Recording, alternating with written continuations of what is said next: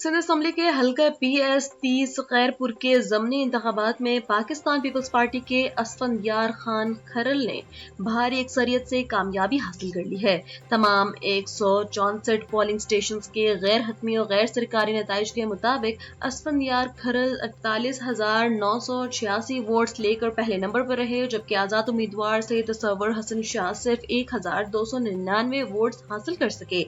ये नशिस्त PPP के साबिक MPA नईम खरल के इंतकाल के बाइस खाली हुई थी। इलेक्शन के दौरान 2,54,000 से जायद रजिस्टर्ड वोटर्स के लिए सिक्योरिटी के सख्त इंतजाम किए गए थे और 64 हसास तरीन पोलिंग स्टेशन समेत मजमूई तौर पर 2500 पुलिस एहलकार तैनात रहे।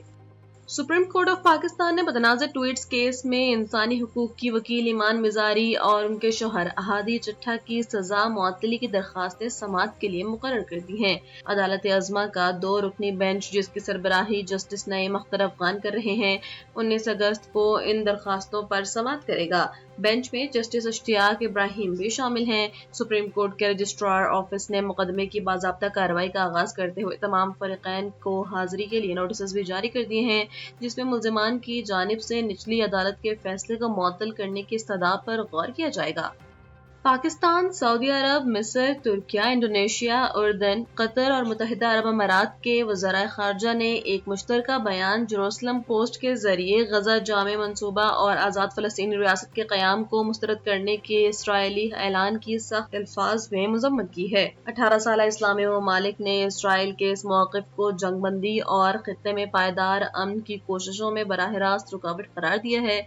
वज़राए ख़ारजा ने अमरीका से मुतालबा किया है कि वो रोड मैप और अमरीकी सदर के जामे मंसूबे पर इसराइल से मुकम्मल अमल दरामद यकीनी बनाए, जबकि मुतनब्बा किया गया है कि मंसूबे में ताख़ीर या इनकार से पैदा होने वाली सूरत हाल के तमाम तर जिम्मेदारी इसराइल पर होगी। बयान में 1967 की सरहदों पर मुश्तमिल मुस्तकिल और खुद मुख्तार फ़लस्तीनी रियासत के क़याम पर जोर दिया गया। और इस्लामाबाद में SDPI के ज़ेर एहतमाम क्या मुल्क में नए इंतजामी यूनिट्स बनने चाहिए के उन्वान से एक कौमी सतह के मुबाहिसे का इनेकाद किया गया। मुबाहिसे के मुकर्रिरीन ने कहा कि मुल्क की तरक्की, गवर्नेंस की बेहतरी और शफाफ एहतसाब के लिए इख्तियारात की निचली सतह तक तक़सीम नागुज़ीर है। माहिरीन और सियासी रहनुमा का कहना था कि नए इंतजामी यूनिट्स बनने से बराह रास्त अवाम को फ़ायदा होगा और उनकी महरूमियों का अज़ाला मुमकिन हो सकेगा।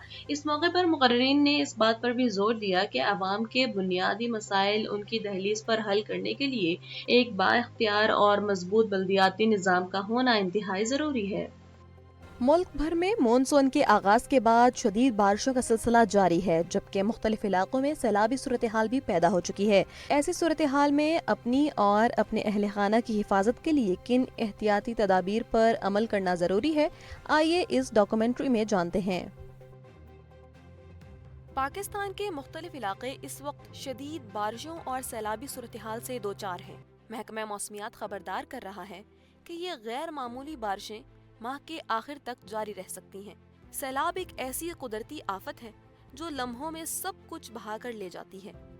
जमीन का पानी से भर जाना, नदी नालों का अचानक उबल पड़ना और नशेबी इलाकों में तूफानी रेलों का आना, सब मिलकर सूरत हाल को जानलेवा बना देते हैं। ऐसे फ्लैश फ्लड्स अक्सर रात के वक्त ज्यादा मोहलिक साबित होते हैं, क्योंकि अंधेरे में पानी की गहराई और रफ्तार का अंदाजा लगाना तकरीबन नामुमकिन होता है। याद रखें, माहिरीन के मुताबिक आधी से ज्यादा हलाकतें उन गाड़ियों में होती हैं जो पानी में फंस जाती हैं। इसलिए ये बात अपने जहन में बिठा लें, कभी भी पानी से भरे रास्ते पर गाड़ी ना चलाएं। अगर सामने पानी नजर आए तो फौरन रुक जाएं और दूसरा रास्ता इख्तियार करें। अगर गाड़ी अचानक बंद हो जाए और स्टार्ट ना हो रही हो तो फौरन निकलें और ऊंची जगह पर पहुंचें। एक अंडरपास सिर्फ चंद मिनटों में 5 से 6 फुट पानी से भर सकता है और ये सूरत हाल जिंदगी के लिए बड़ा खतरा है। सैलाब के दौरान लाजमी एहतियाती तदाबीर: बारिश, बिजली और गरज चमक के दौरान हमेशा मोहतात रहें। नदी नालों, खाइयों और बरसाती पानी के करीब ना जाएं। याद रखें, सिर्फ 6 इंच बहता पानी भी किसी को गिरा सकता है और अपने साथ बहा कर ले जा सकता है। पैदल चलते हुए, खेलते हुए या तैराकी करते हुए पानी में ना उतरें। बच्चों को सख्ती से मना करें कि वो पानी के करीब ना जाएं, क्योंकि उनके अंदर खतरे का अंदाजा लगाने की सलाहियत बहुत कम होती है। अपने घर और जिंदगी के तहफ़्फ़ुज़ के लिए ये इक़दामात करें। कम से कम 3 दिन का पीने का साफ पानी, کھانے پینے کا سامان، torch, mobile power bank, first aid kit, نقدی اور 7 دن کی ضروری ادویات اپنے پاس رکھیں۔ گھر واپس لوٹتے وقت ارد گرد نظر ڈالیں کہ کہیں بجلی کی کھلی تاریں یا گیس کا رساؤ تو موجود نہیں۔ اگر گیس کی بو یا سیٹی جیسی آواز سنائی دے تو فوراً گھر خالی کر دیں اور متعلقہ اداروں کو اطلاع دیں۔ بجلی کے گرے ہوئے کھمبوں، پانی میں ڈوبی تاروں یا ٹوٹے ہوئے برقی آلات کے قریب نہ جائیں۔ پالتو جانوروں کو بھی پانی اور خطرناک مقامات سے دور رکھیں۔ سیلابی پانی میں ڈوبا ہوا یا آلودہ کھانا کسی صورت استعمال نہ کریں۔ جب شک ہو تو فوراً پھینک دیں۔ صرف صاف اور محفوظ پانی ہی پینے، کھانے اور روزمرہ استعمال کے لیے استعمال کریں۔